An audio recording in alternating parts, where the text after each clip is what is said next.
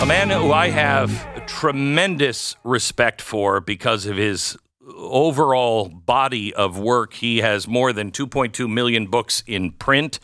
For half a century, he has worked and focused on human rights, genocide, organized hate, corporate criminality and corruption, governmental misconduct, academic fraud, all of it.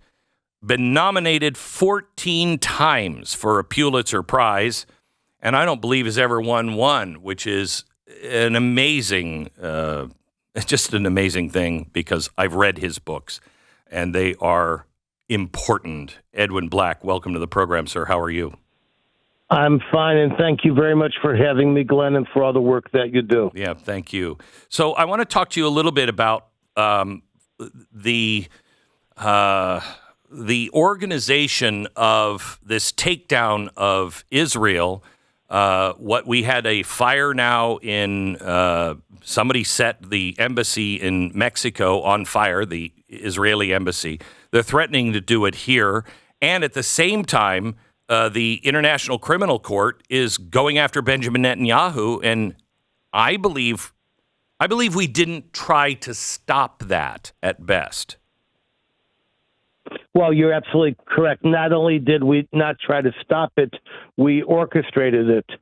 So there are two different courts which are confusing people and which have absolutely no jurisdiction in the false charge of genocide against Israel. The first one is the International Court of Justice. This is traffic court. This court was established in the early 20th century to solve border disputes, contractual breaches, tax levies, and other matters between countries. It has no prosecutor. It has no enforcement arm. And it has never considered all of the many genocides in the 20th century, not the rape of Nanking, the massacre of 80,000 Jews by Ukrainians. It did nothing against the Nazis, and in fact, it took because there was no actual arm of investigation and prosecution for crimes against humanity. It was the United States military that established the IMT, the International Military Tribunal, also known as Nuremberg, to try the perpetrators of the Third Reich, and they established a separate one for the Japanese. So is this the ICC or the ICJ? This is the ICJ, the International Court of Justice. And which one is going after, or both of them going after Benjamin Netanyahu? Both of them, and neither have jurisdiction. Basically, what South Africa did was they put up the false claim that everyone has agreed to not commit genocide, and Israel breached its contractual duty. When you look up genocide and the steps to genocide, I believe you're the guy who invented or wrote the original, 7 or 8 steps to genocide. Are you not? Well, what I of course identified the 6 steps that IBM took to organize the Nazi genocide against the Jews.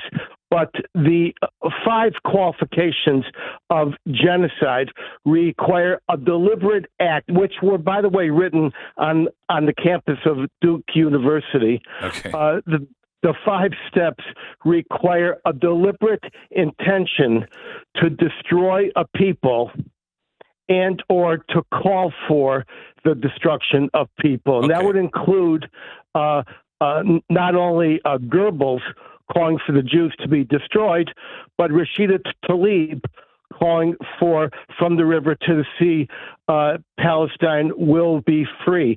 So the International Court of Justice is a show trial in a traffic court of international jurisprudence. Israel is cooperating, and it's stacked against them. Now we go to the International Criminal Court. The International Criminal Court did not exist until a couple of years ago. It established a Rome Statute, which 124 countries have accepted, and the United States is not one of them, and Israel is not one of them. And Palestine, a non-state, a territory, a region, is also not one of them. In fact, when you go to the official list of the ICC of member states, Palestine is not one of them. And this organization is seeking not only to bring Israel down, but it's seeking to bring American servicemen down, especially those who served in Afghanistan. And this is why the prior administration of the United States sanctioned the ICC. Yeah. Now, you say that we helped orchestrate this, that Biden encouraged these warrants. Yes. There has been a concern that basically Biden is not concerned about the Palestinian state. His two-state solution is Minnesota and Michigan. He's he's concerned about the 200,000 votes in Michigan, which is a swing state, which have vowed to not vote for Biden, even if it means electing Trump, as a punishment and a warning to the Democratic Party, which they've just announced. It's all very public, in which they will complete their takeover of the Democratic Party and engage in the dispossession of the Jews in America and the dispossession of America from sea to shining sea.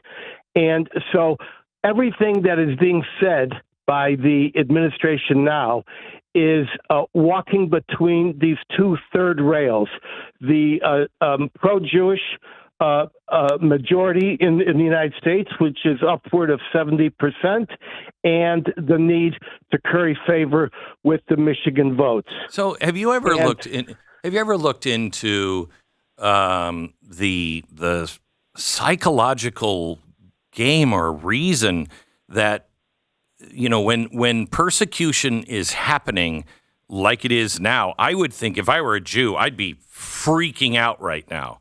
And I would be thinking, where could I go? You're leaving America. I don't know where else you would go. But so many Jews will just continue to go down the same path with the same leaders that are clearly, are siding with the people who do want genocide against all the Jews. Why does that happen?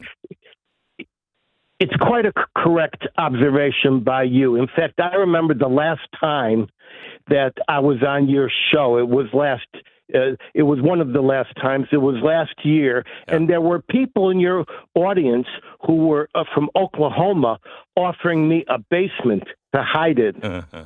Right after your show, I had a meeting with Jewish leaders in Dallas, and these are Texans. And they were asking me, what country will take us in? I'm in touch with Jewish leadership all over the world on a minute-to-minute basis. And I can tell you this is on everyone's mind. It's on my show tomorrow, the Edwin Black Show. We will be discussing not only the Farhud, which was established by International Farhud Day, but that the Farhud, this pogrom, is coming not to the Middle East next, but to the United States next. Explain what the worried about it. Explain what the Farhud is. This is a great book of yours. Explain in 2 minutes, if you can, what the Farhud is. The Farhud was the Arab Nazi pogrom of June 1st, June 2nd. That was the beginning of the end of the 2,700-year dwelling of the Jews in Iraq. During this 2-day monstrosity, this is how I've been describing it for years, so it may sound eerily familiar. Parents were killed in front of their children. Children were killed in front of their parents. Babies were beheaded. Women were raped en masse. And I know what that sounds like. October That 7th. sounds not like 1941. That sounds like October 7th, 2023. So do you think, though, that Jews in America are waking up and saying, wait a minute, the people who I've always thought were our friends are maybe not our friends? They're waking up not en masse. They're waking up on slow, one by one. I received a call from one of my supporters who's fervently and dramatically anti-Trump and pro-Biden several days ago when I was in Israel and visiting these massacre sites. And this guy said, I just realized that if the election goes the wrong way, Israel and the Jews are finished. And that is exactly what is in the game plan. The State Department is stocked with leadership from Students for Justice in Palestine, people who are avowed and public anti-Semites and anti-Israel activists.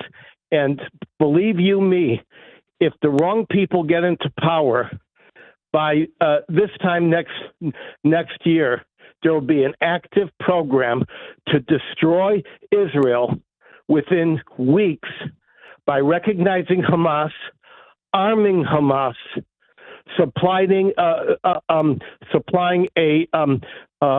munitions train to Hamas, making it, sanctioning Israel, its leadership, and the Jews in America who support Israel, which are the overwhelming number of Jews.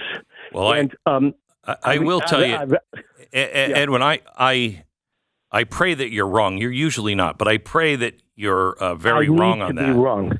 I need to be wrong. I know you do. But I also want you to know, like, for instance, there's 12 million people in just this audience on radio alone. And I believe that there are tons of good Americans that will not allow what happened before to happen again, at least in our own country. But I pray for that, and I pray that you're wrong. Edwin, thank you for everything. I know I tell you this every time, but I mean it so sincerely. What you've done to open eyes about history, there are very few people in my book that have done as much as you have, and I so appreciate it. Thank you.